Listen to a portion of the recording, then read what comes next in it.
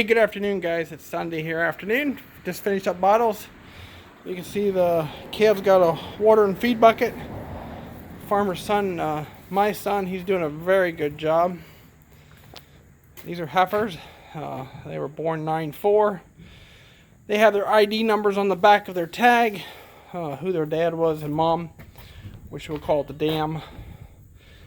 So yeah, he's doing a good job keeping everybody happy. These are little bull calves that will go back to being steers and join the crowd. It's a nice afternoon here. It's about 78 degrees at the moment. So I just shut the fans down quick so you can hear me talk through the barn. Here we got 7-7 and Jerry. Jerry had a request from Peppy Farms. Him and his family just want to see how he's doing. Well, Jerry's just a special breed. He's pretty laid back. He had some frostburn on his ear, but he just doesn't gain weight. Now 7-7, she's really double size and she's younger. So we'll keep Jerry on a high food diet. So these Holsteins are doing really well. They're going to be sorted out. They're kind of crowded in here at the moment.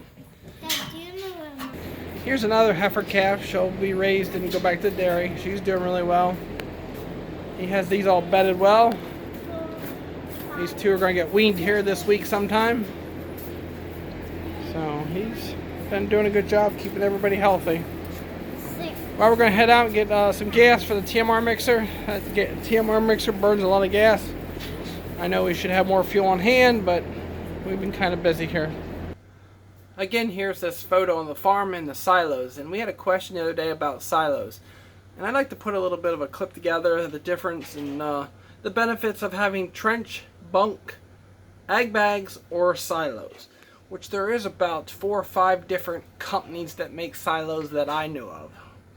And you always got your harvesters, your stave silo, your concrete silo, and there's a couple of different guys that make them. So alright, I'm going to jump in the farm truck here and we're going to go get some fuel and a bag of milk.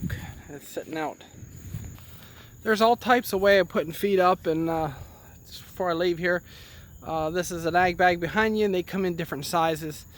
This is a 10 foot, you can get 8 foot, you can get, I think they have a 5 foot. It all depends on your size of herd and how much feed you can feed off, and we'll talk about a face on a pile, a trench, and how to keep that fresh. An ag bag is a little bit more easier friendly. A silo, a lot more work. It depends on your year. Your silo unloader, bottom unloader, they all come with pretty much of a high price.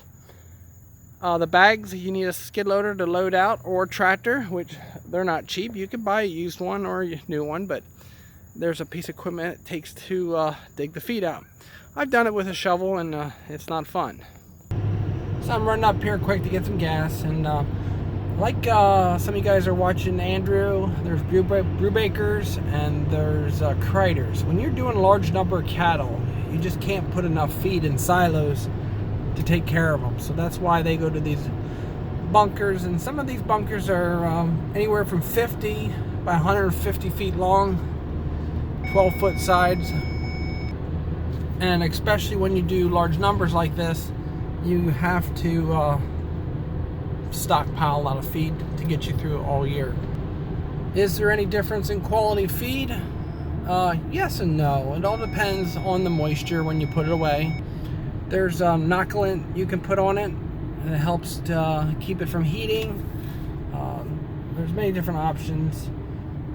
We don't put anything on for our feed because we're feeding beef cows.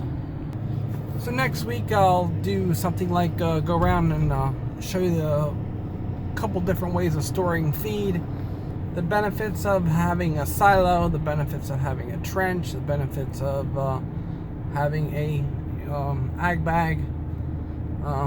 It's just another way to store feed, and different usage as far as storing grain and stuff like that. The harvester, a lot of people store grain in them, corn. We have this nice little hardware store, feed store. They sell pretty much anything here.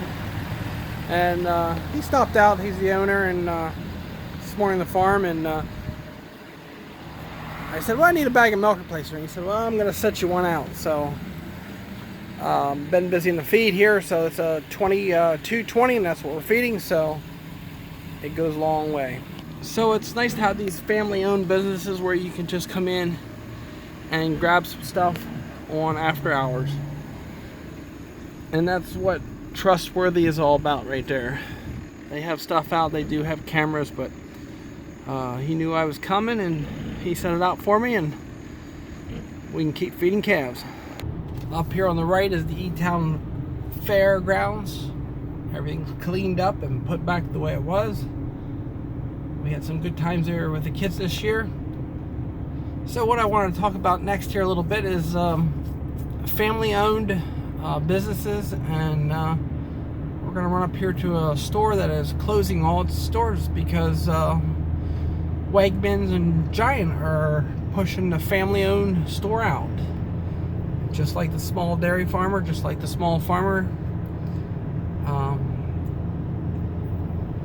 This store is not a small franchise. I mean, they have, at least that I know of, they have five big stores.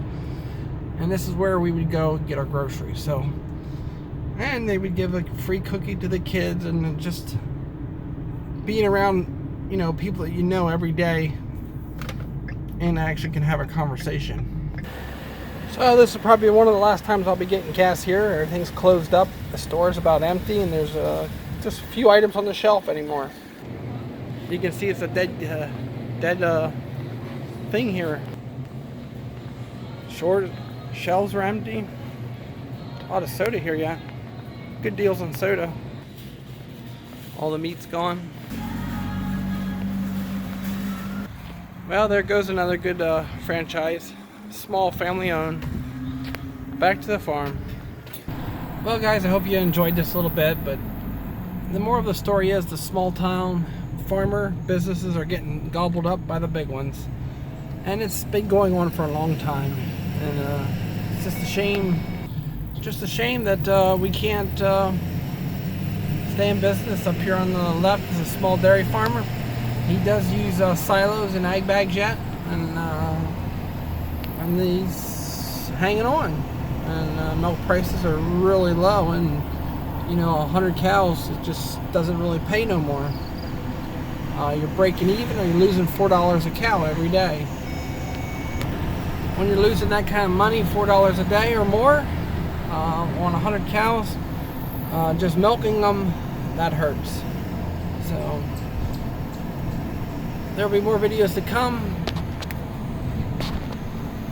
More videos to come here on the silos and the different ways of storage feed. So we'll talk to you a little bit here. I might add in a couple clips, I'm not sure.